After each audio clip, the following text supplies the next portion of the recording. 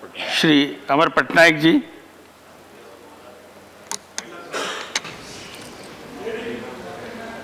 So, admittedly, this IBC is designed to bring about a paradigm change in the way business is done in India. There is no doubt that, as has been discussed, that this would improve the credit culture. This would also probably, unlock the capital which is getting locked in ANPAs. It is going to unlock it and spur economic activity. So, it's a chicken and egg story, sir, that if you leave things like that, probably some of the employees will continue to remain, but will remain stressed all over because the company is itself in doldrums. But if you revive the company, because the main purpose of the intent of the act is to make it continue to have it as a going on concern, the activity that would probably happen afterwards would give rise to more investments coming into these companies or coming into new companies, more employment taking place. These are very laudable, actually, positive points in this IBC. And as far as NPAs are concerned, we used to have about 1 lakh crore NPA every year from 2000 to 2016, and it has decreased definitely because of this IBC.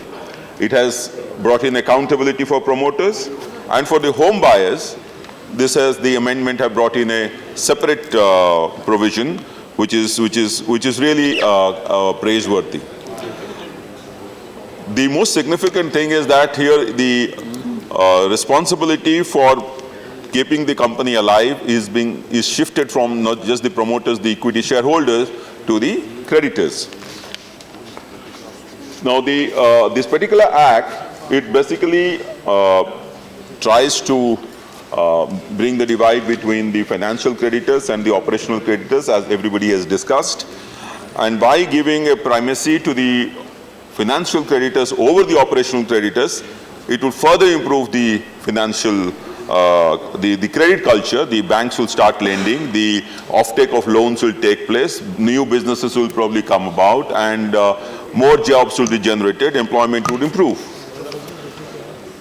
As far as home buyers are concerned, the issue is very complex. It cannot be settled in this particular bill itself.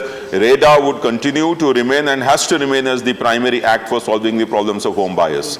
So this is one area where I think the REDA and the IBC, the government has to probably look into it and try to bring about a situation in which the real problem of the home buyers is solved. Because as you know, sir, there are a number of cases still pending in the Supreme Court of the home buyers. This particular act and the amendments which have come in, as has been discussed, it brings flexibility in the insolvency plan, it brings mergers, amalgamations, demergers it clarifies that particular position. And the most important thing is that it takes care of the delay aspect. Now, I would come to the challenges while talking about the delay aspect. And it, of course, helps to take care of even the fair and equitable distribution of the proceeds that comes out of a resolution process. But the challenges are very important. The challenges is following the due process of law. The due process of law is enshrined in our Constitution. The due process of law has to be followed in all cases. Natural justice has to be followed. So how do you take care of this, even if you prescribe a 330 days or 270 days limit? Now that's something that the government has to grapple with. Even the central administrative tribunals, the tribunals have been set up in India basically to bring the justice system faster, make it faster. But even in the central administrative tribunals, the delay has been before. Initially the period was shorter, but after that it became delayed. There is statistics to say that in the initial period, there was a spurt in companies trying to go for the resolution process. Now it has decreased. Actually, in the last 2 years, it has decreased. The amendments, whether they can address this particular issue, is something that one has to think about. There are also concerns relating to the small operational creditors, having less than 10% of the total. What happens to them? But the most important question is, this law that we are talking about, sir, is doing the gardening work. It is cleaning up things. But you have to plant trees. For that, you have to need capacity. The capacity of the resolution advisors has to improve.